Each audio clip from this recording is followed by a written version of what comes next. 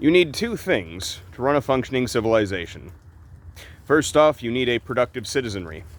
Secondly, you need a leadership that encourages those citizenry to continue being productive.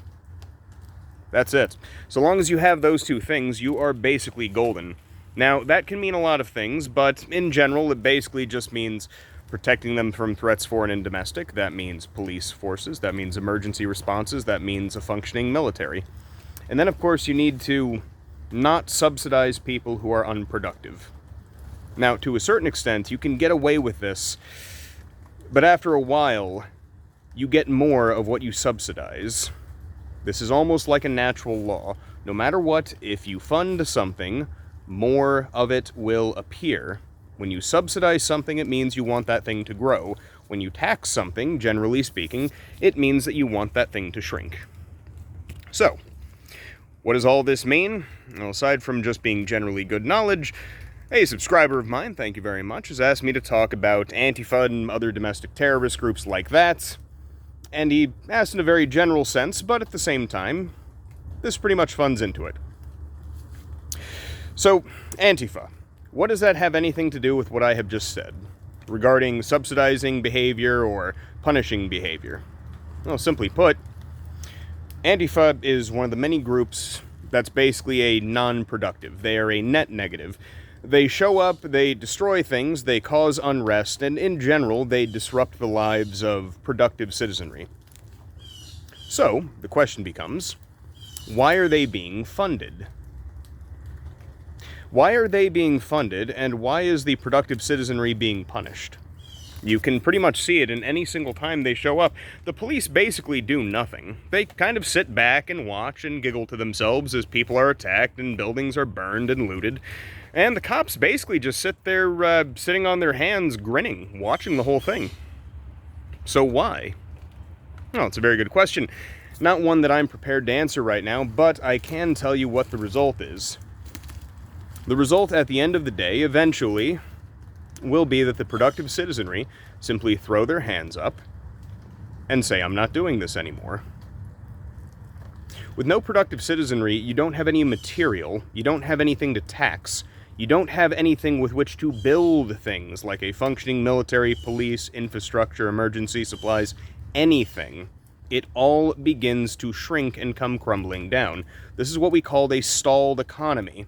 Simply put, when people just stop showing up to work, because the work is no longer worth it.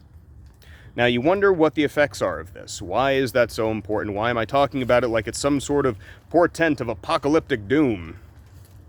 Well, it's easy.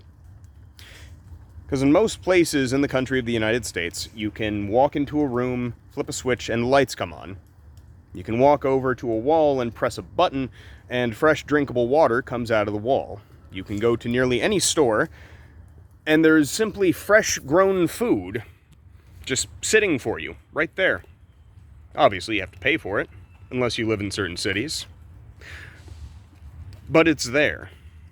It's all there. None of that was created by accident, and none of this was created because it was fun or easy to do. For the most part, it actually took a lot of hard work. Hard-working people who need to know at the end of the day that their homes are not going to be destroyed while they're out at work. People who need to know that when they build up money, that when it sits in a bank, that money is going to be protected and honored when they go to withdraw it. Now, many of you have probably seen that the Chinese economy is starting to be, get into a little bit of trouble. It's raining. The Chinese economy is getting into a little bit of trouble. That's primarily because the people of China have basically stopped paying their mortgages because, simply put, they can't trust the banks.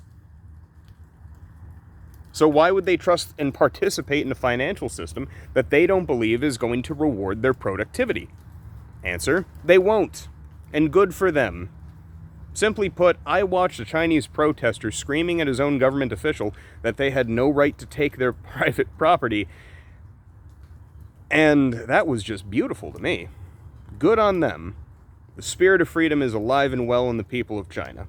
Even though their government is putting a boot on their neck, at the very least, they're struggling for air. They haven't given up yet. And to me, that's incredible. But At the moment, our own government appears to be subsidizing destructive behavior and punishing productive. Why is that? Again, not a question I can answer right now. But if you look hard enough, you'll find the reason why.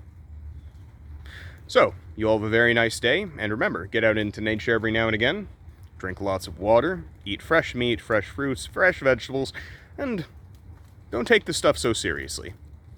Remember that at the end of the day, you're a person, you have your own life, and the things you could focus on the most should be your own home, your own friends, your own family. Improve your relationships with them. Have a good day.